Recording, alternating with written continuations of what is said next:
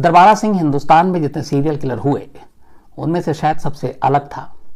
और लोग कई बार सीरियल किलर अपनी दिमागी हालत या बाकी उनकी सोच के हिसाब से बनते हैं। कुछ सीरियल किलर बदला लेने के लिए बने, ये शायद इकलौता एग्जाम्पल है जो दरबारा सिंह के साथ जुड़ता है। दरबारा सिंह पंजाब का रहने वाला और इसकी नौकरी लगती है इंडियन एयरफोर्स में। ये इंडियन एयरफोर्स में पठानकोट एयरबेस पे तैनात था, पोस्टेड था और ठीक ठाक जिंदगी चल रही थी, शादी हो चुकी थी, बीवी थी, 3 बच्चे थे। पर 1975 में एक अपने सीनियर अफसर वीके सिंह के साथ इसका झगड़ा हो जाता है।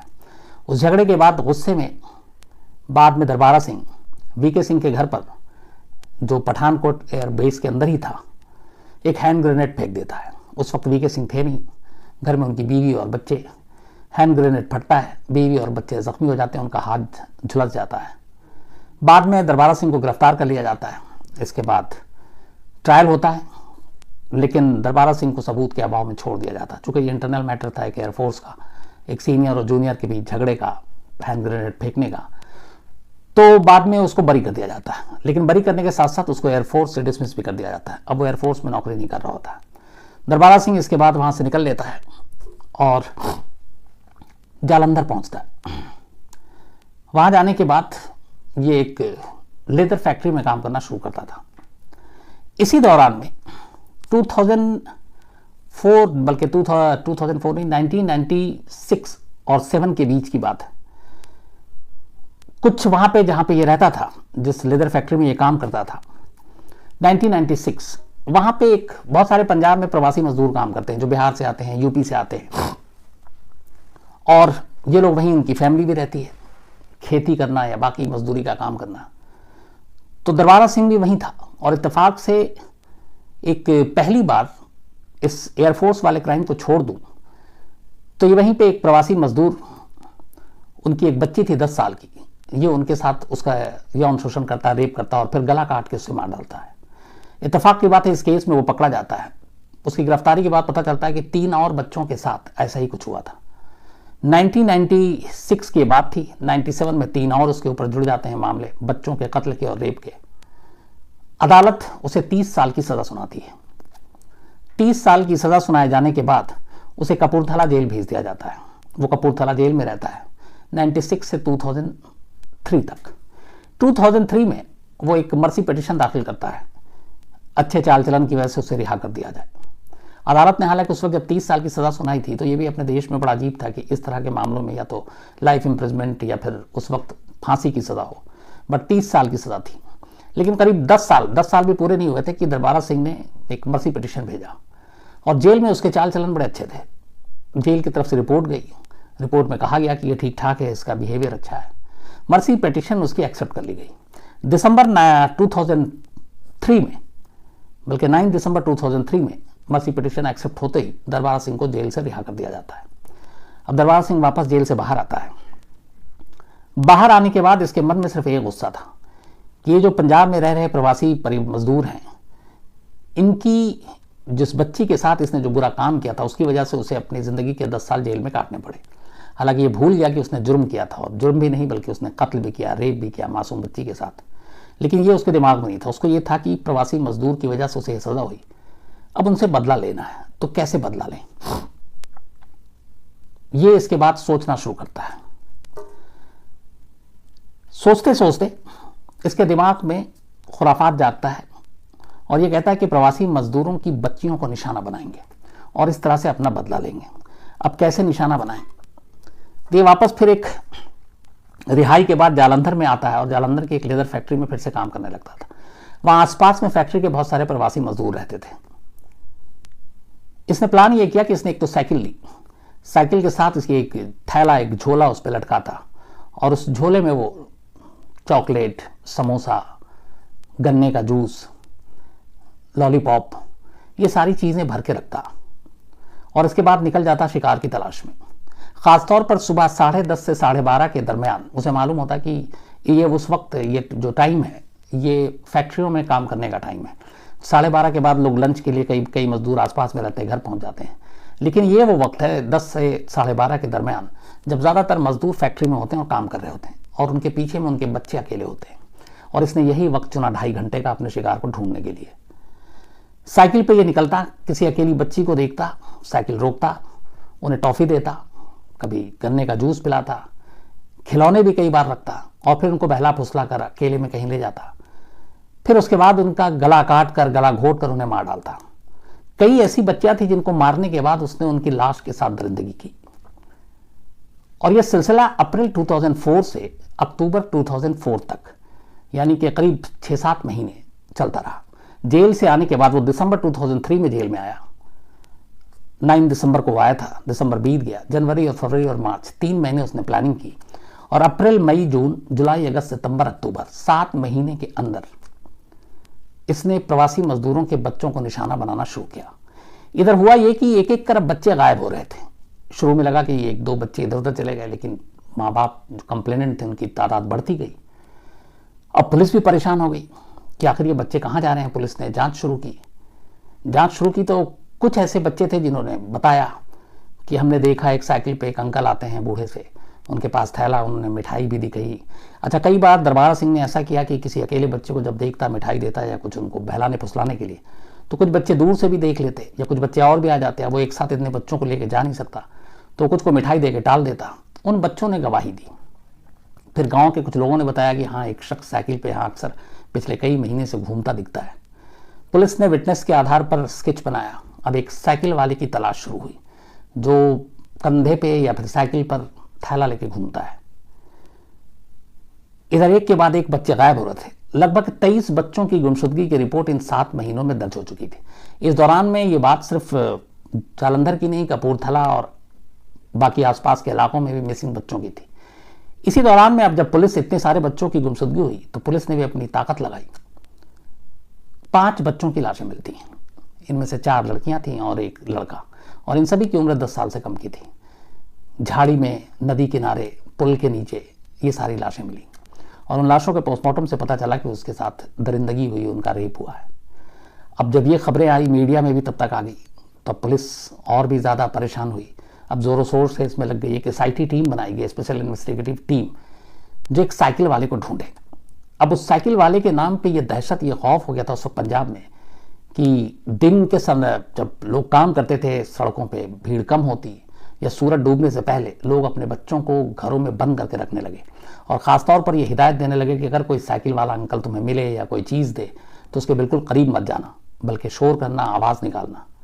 तो ये दहशत थी उस साइकिल वाले की। लेकिन वो साइकिल वाला कौन था, कैसा दिखता था, किसी को नहीं मालूम। पुलिस ने कुछ स्केच शुरू में बनाए, बच्चों की गवाही के ऊपर बनाए गए, तो अब बच्चे एक्यूरेट बता रहे हैं, ये भी 100% श्योर नहीं था। लेकिन पुलिस तलाश करती रही। इसी दौरान 2004 में अक्टूबर के एंड में एक शख्स पुलिस को फ़ोन करता है और वो कहता है जालंधर के पास ही कि एक साइकिल वाला शख्स देखा है जिसके पास आप लोगों ने जो डिस्क्रिप्शन बताया कि उसके पास एक झोला होता है, थैला होता है, उसकी उम्र भी अच्छा खासा उम्र दराज है और वो गुजर रहा था। और मैंने जब उसके फिर फॉलो किया और देखा तो उसके थैले में मैंने चॉकलेट और लॉलीपॉप और ये सारी चीज़ें देखी। ये सुनते ही लोकल पुलिस फ़ौरन भागती है और उसके पीछे लगना शुरू करती है। इत्तेफाक से पुलिस को जिसने कॉल किया था, वक्त पे कॉल किया था, थोड़ी दूर जाने के बाद एक साइकिल वाला पुलिस वाले को दिखता है, लेकिन वो साइकिल वाला पुलिस को देखते ही साइकिल फेंक कर भागना शुरू कर देता है।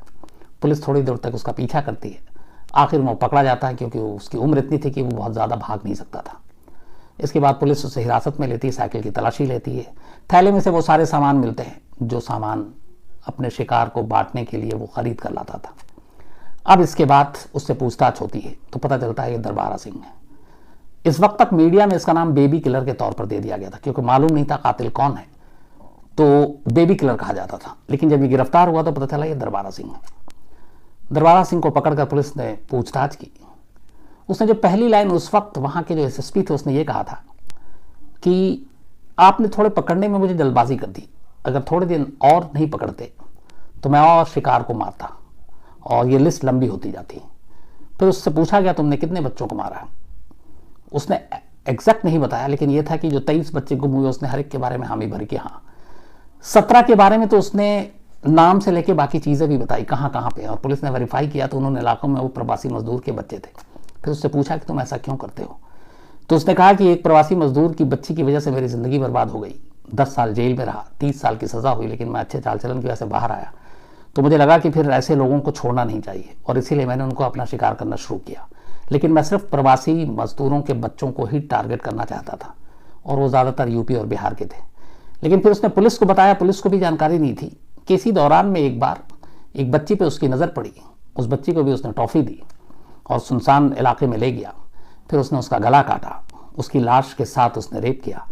लेकिन फिर उसे पता चला कि वो बच्ची जो है वो लोकल पंजाबी थी, वो प्रवासी मजदूर की बच्ची नहीं थी। उसने कहा कि जब बाद में मुझे इस बात की जानकारी मिली कि वो प्रवासी मजदूर की बच्ची नहीं थी बल्कि लोकल थी, पंजाबी थी, तो बोला पहली बार मुझे मेरे किए पर अफसोस हुआ, बाकी लोगों के लिए मुझे कोई अफसोस नहीं है। फिर पुलिस को वो अपने साथ ले गया, क्योंकि वो करीब 23 बच्चे गायब थे, 4-5 की लाश मिली थी। उसकी निशानदेही पर और भी बच्चों के लाश मिले। कुछ लाश उसने नदी में और बाकी जगह बहाई तो वो बहकर दूर चले गए, लेकिन कुछ उसकी निशानदेही पे लाश मिली। इसके बाद पुलिस ने मुकदमा तैयार किया, अदालत में पेश किया गया उसे। वहां पे जाने के बाद हाई कोर्ट ने उसे, शुरू में चूंकि सारे बच्चों के केसेस थे करीब 23, लेकिन 17 की लाश मिल चुकी थी। लेकिन यहां पे पुलिस का काम जो शुरू होता है, एक अच्छा काम यह था कि दरबारा सिंह को पकड़ा, लेकिन इन्वेस्टिगेशन की अगर आप लाइन पे चलें तो यहाँ पे पुलिस ने ऐसी कमियां दिखाई कि शायद अपने देश के इतिहास में एक ऐसा केस जिसमें इतने सारे इंसिडेंट हुए, जिसमें खुद कातिल एक्सेप्ट कर रहा है, इकरार जुर्म कर रहा है, उसके बावजूद भी उसे सज़ा वैसी नहीं होती। पहली बार उसे सज़ा हुई उम्र कैद, सज़ाए मौत। 2008 में Punjab and Haryana high court ने दरबारा सिंह को 2 बच्चियों के कत्ल के जुर्म में सज़ाए मौत दी। फिर 2 और कत्ल के जुड़े उसमें भी दी। लेकिन इसके बाद, बल्कि ये लोअर कोर्ट ने दी, इसके बाद Punjab and Haryana high court में मामला गया और वो डिसीजन अपने आप में बड़ा अनोखा और अजीब था। Punjab and Haryana high court ने उसकी सजाए मौत को बदलकर उम्र कैद में तब्दील कर दिया। और दलील क्या दी? उसने पुलिस की इन्वेस्टिगेशन पे सारी लाइनें उठाई। उस वक्त एक विटनेस जो कई बच्चियों के गुमशुदगी का गवाह बना था, जो बाद में कई बार होता है, पुलिस अपने आप गवाह पैदा करती है, जैसे आपने अभी आर्यन केस में भी ये मामला उठा एनसीबी को, तो उसमें एक गवाह ऐसा था जिसका ताल्लुक किसी पॉलिटिकल पार्टी से था। अब वो कई बच्चों का गवाह बन गया, तो पता चला कि पुलिस ने जानबूझ के उसे अपना गवाह बनाया और उसकी वजह से दरबारा सिंह का केस मजबूत हो गया, पुलिस का कमजोर। पुलिस आई विटनेस के ऊपर फोकस डालती रही कि जिन जिन बच्चियां जब गायब हुई वो पकड़ के ले आए विटनेस कि हाँ उस दिन हमने दरबारा सिंह को साइकिल पे देखा था, उसकी शिनाख्त भी की शनाख्ती परेड में। लेकिन उसमें से कई गवाह बहुत डूबियस निकले।